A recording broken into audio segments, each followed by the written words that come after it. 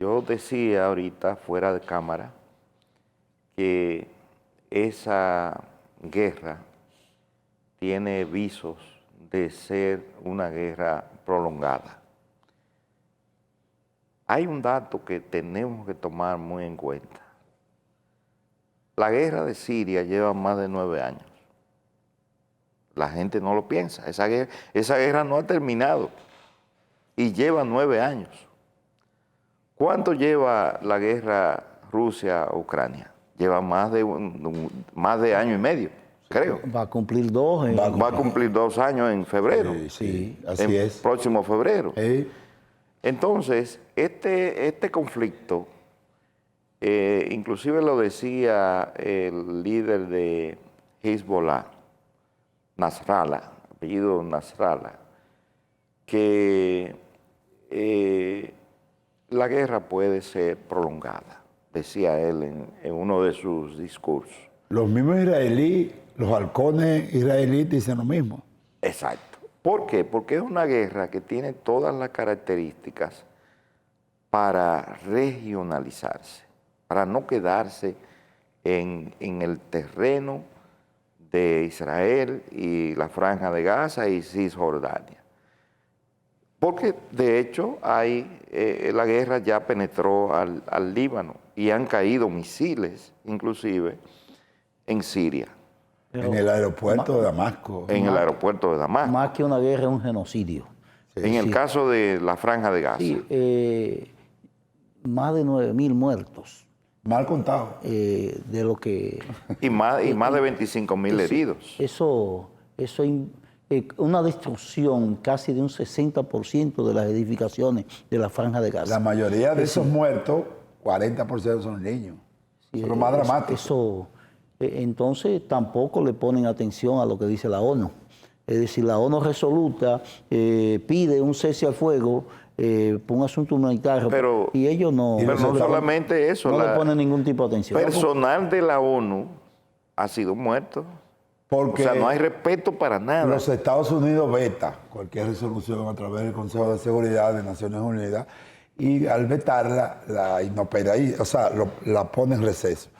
Pero hay que decir que a partir de ahora ya el mundo no es lo mismo. Vamos a estar claros. Así como el 11 de septiembre en Estados Unidos marcó un antes y un después de la historia de los Estados Unidos con su relación a través de una política de que los que no están conmigo están contra mí. Esa es la política oficial de los Estados Unidos en ese entonces. Así como sucedió eso para el mundo, así va a suceder o está sucediendo lo que está pasando en el Medio Oriente. A partir de ahora el mundo no es lo mismo. Tú decías que, analizando el caso del Líbano, que te preguntaba fuera de cámara que quién gobernaba. Tú me decías, me explicaba la división territorial entre la gente de Hezbollah y los cristianos. Sí. Entonces, los musulmanes y los cristianos. Los musulmanes y los cristianos. Entonces, yo veo la posibilidad, y lo decía el propio jefe de Hezbollah, que esa guerra podía implicar cualquier posibilidad. O sea, el uso de todas las alternativas. De todas las alternativas. Sí. Entonces, eso hace todavía mucho más... Más peligrosa. Peligrosa la situación. Porque nosotros vivimos en un mundo no solamente interconectado, porque así como la interconexión del mundo sirve para progresar, la misma interconexión del mundo sirve para arropar cualquier conflicto que se dé en cualquier parte del mundo, influye en los demás entornos mundiales.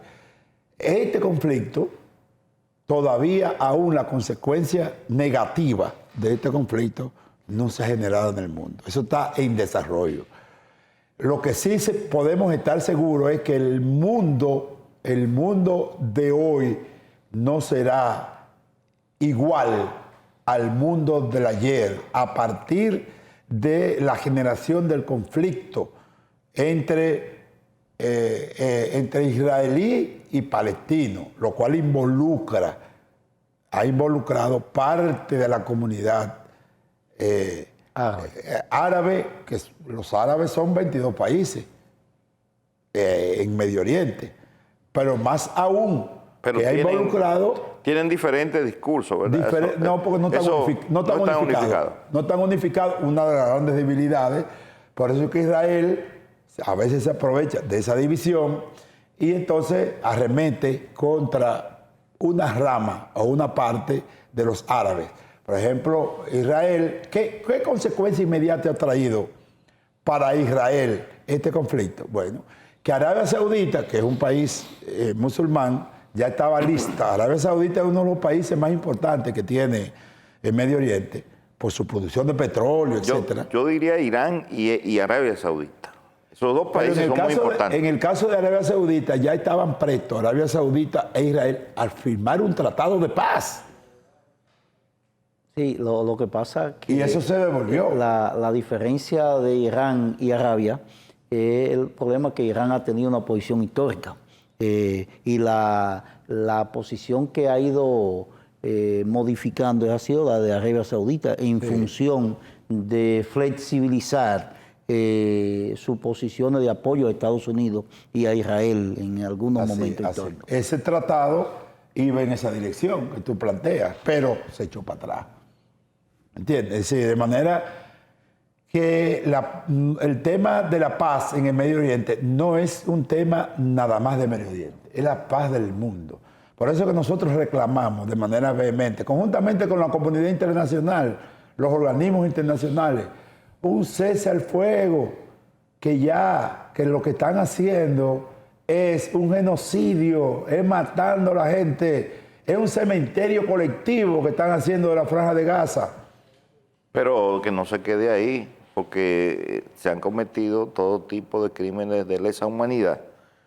Entonces los responsables de todos esos crímenes deben ir a los tribunales internacionales. Así es. Y hay que reconocer la existencia de dos estados. Exactamente. Es decir, la solución a ese problema que pasa primero por un cese a fuego, pasa por reconocer territorios.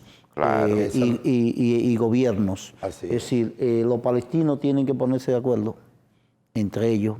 En el gobierno está la Autoridad Nacional Palestina, que es la que dirige fundamentalmente. O dirige la parte que tiene que ver con Cisjordania. Con Cisjordania, porque la parte de Gaza la dirige Hamas. Ellos lo que tienen que buscar la manera de ver cómo unifican criterios y establecen un Estado con un territorio palestino. Hay un asunto. La actitud de Israel es la de disolver la población palestina, disolverla. Es decir, no es ni siquiera... Vamos a decir extinguirla. Sí, y ocupar territorio con sus colonos. Es decir, ellos quieren... lo que era Tel Aviv como capital de Israel, ellos la trasladan a Jerusalén sin ningún... que era la capital de Palestina. Jerusalén fue declarada por los organismos internacionales como una zona neutra. Es decir, que ni podía ser capital de Palestina, ni podía ser la capital de Israel, sino que su territorio el que tuviera acceso fuera como producto de un acuerdo entre ambas partes. Eso fue lo que se acordó. Y es un problema bastante complejo, porque vimos a Bolsonaro que trasladó la embajada de Brasil a Jerusalén, y ahora el candidato en Argentina plantea que va a hacer lo mismo. Bien. Sí, situaciones que repercuten en todos los hemisferios. Sí, así es. Miren, ya estamos finalizando. Para no ir a la pausa, un comentario breve de tipo económico. El Banco Central ha situado la tasa de política monetaria en 7.25%, o sea, bajó 0.25 en la tasa. Sabemos que este movimiento del Banco Central se contrapone a lo que ha estado pasando en la Unión Europea y en los Estados Unidos. Más que aumentarla o disminuirla, en el caso de la Unión Europea y los Estados Unidos, han mantenido en las últimas resoluciones la tasa de política monetaria. En el caso de la Unión Europea la mantienen en 4%, en el caso de Estados Unidos la mantienen en 5.5%, con posibilidad de aumentarla más, porque tanto en la Unión Europea como en los Estados Unidos entienden que todavía no han logrado las metas de inflación, como sí se ha logrado en el caso de la República Dominicana. La meta de inflación en el país era de 4% y la han logrado porque está más o menos entre 4 y 5%. En el caso de la Unión Europea y los Estados Unidos, ellos consideran tanto el Banco Central Europeo como la Reserva Federal, que son los bancos centrales de esas comunidades, que todavía no han logrado las metas de inflación. Ellos consideran que todavía la inflación está muy alta en esos países y que por tanto no pueden disminuir sus tasas de política monetaria.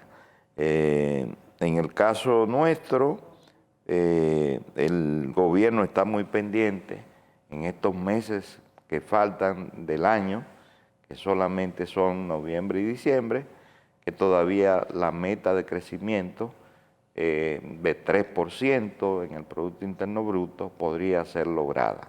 Inicialmente era de 4% y de 5%, pero han tenido que variar esos pronósticos. Señores, yo creo que hemos llegado al final.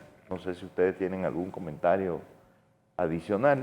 Bueno, la gente que se cuide, estamos en un fin de semana largo, mañana es Día de la Constitución de la República, y nosotros seguimos augurando que se constitucionalice los fiscales independientes en la Constitución Dominicana. Bien, poca gente está pendiente de esa fecha y del significado que tiene. Sí. Pero 6 de noviembre de 1844, primera Constitución de la República Dominicana. Se celebra mañana, 6 de noviembre. Muy bien, buenos días a todos, síganla pasando bien. Monchi Rodríguez, perdón, yo siempre te cambio Estrella, y Luis Felipe y Agustín González.